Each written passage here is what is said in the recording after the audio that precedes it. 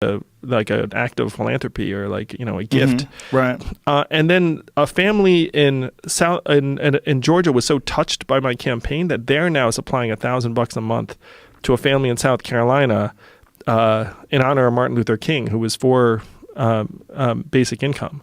So we're really inverting this mindset of like scarcity and take, and being like, look, there's like plenty to go around. We're like the richest and most advanced society in the history of the world. And we can make lives better just by coming together as a people. There's nothing stopping the majority of citizens in a democracy from voting ourselves a dividend. I love the idea, man. I really do. And I love the idea of trying to find solutions to this obvious issue that's impending and that it just seems like we're not going to escape. I mean, it seems like automation is coming. There's no way to get around it. No way. There's no way around it, for sure. I mean, it's here with us already. It's inevitable. And the danger we're in right now is that if we don't respond to it, then there's going to be a lot of anger about the changes that are coming our way. And so a bunch of techies are actually supporting my campaign because a lot of techies are not jerks. They're just like, I'm doing my job. I'm just like, my job actually just tends to result in other people losing their jobs. Right. And so what I say to them, and they agree, it's like, this is enlightened self-interest for us all. It's like progress should be something we're excited about. There is a world where we're celebrating the fact that the truckers are getting liberated from their trucks. Right. Because that's a really difficult, punishing job. Especially on their backs. Yes. And so the goal is to try and make it so that people are actually able to be happy about the inevitable. It was a quote in my book. Bismarck was like, if we're going to go through a revolution, you'd rather undertake it than undergo it. It's like if the revolution's coming, then we need to get in front of it and start making it work for us instead of just waiting for it to tear us apart. Well, I love the idea, and it would be amazing if you won. I mean, it really would be fascinating. And like I said, I've done a complete 180 on the idea of universal basic income, particularly once I started talking to Elon about it, and he was saying that it's inevitable, that you're going to need something like that it's coming. Yeah, and to close on this, man, it's like, okay, so if you accept what Elon said, that it's inevitable, which I 100% agree with, let's say you go too early. What is the downside? Well, let's see. You alleviate untold, pointless human misery, and you have more time to build the institutions and help us adapt. Yes. That's the downside if you go too early. What's the downside if you go too late?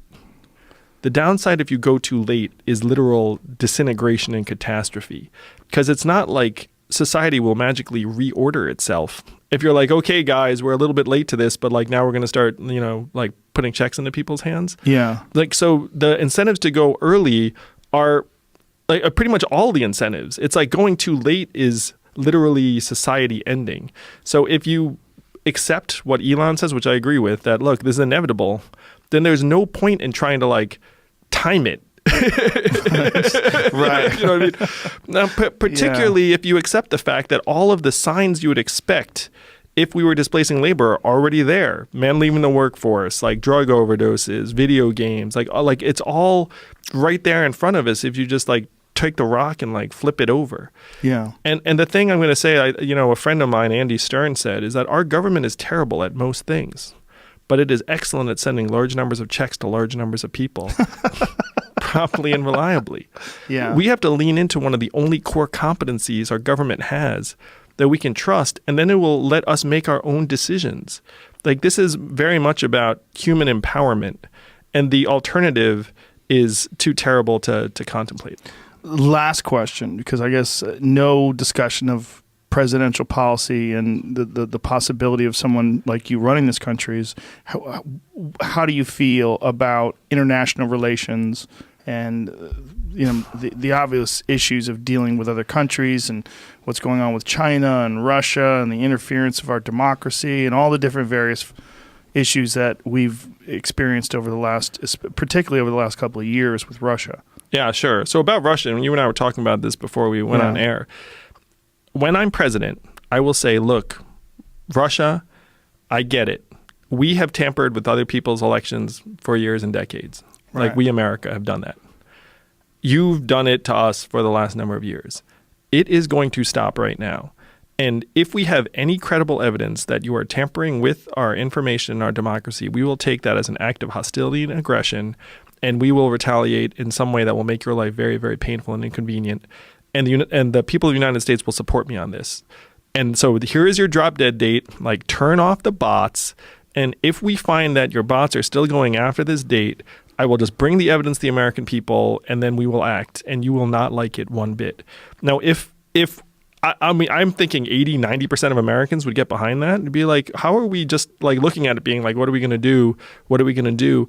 And in this one, I actually feel a little bit for the tech companies, because it's very difficult for the tech companies to prevent this. Almost impossible. Almost impossible. Almost impossible to identify. And if you go back to Sam Harris's podcast that we were discussing, which is called The War of Information, I think that's what it's called, Information War or War of Information, a recent podcast within the last couple of weeks.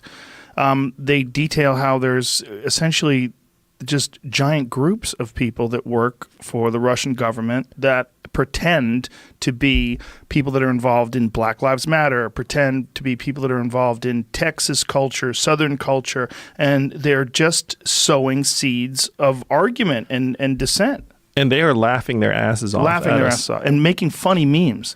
Like, some of their memes are really hilarious. But to them, this is the greatest ROI they've ever seen. They didn't even invest, like return on investment. Oh, okay. You're such an entrepreneur. You too, Brian, man. I don't have a man hanger. I have a normal freaking house.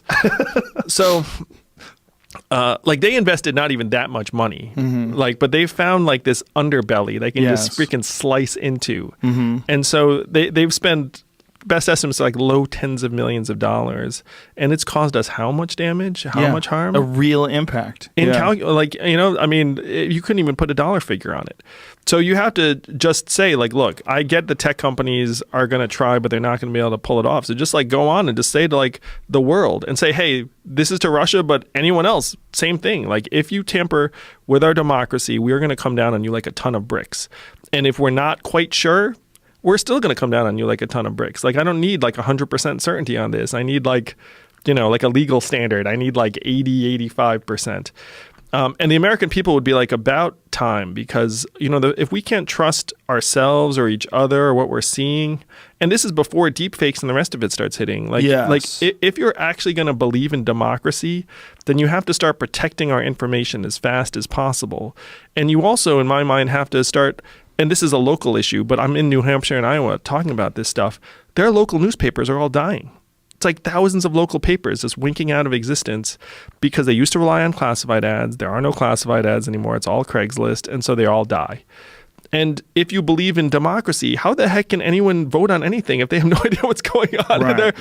So there are a lot of interrelated issues. I mean, one thing I'm saying is like, look, we had a happy time where local newspapers were supported by classified ads. It's over now. But we're still a democracy. You still need some information to vote. So we need to try and find new ways for you to get quality information. Like just throwing our hands up and being like, guess the Russians are gonna, just misinform us with bots, and I guess all the local newspapers are gonna die. Like you said, like, these are problems, and we have to start solving them. If you still believe that democracy is the best form of government and that's what we're going to carry forward with, which you obviously have to believe. Like, you have to go with that as your model. And so it's all interrelated, but we have to start thinking much, much bigger about what we can get done, because things are slipping away. Things are trending in a terrible, terrible direction. Well, Andrew, good luck to you. You're a good man. I wish you well. Thank you for being here. I think your message is excellent. And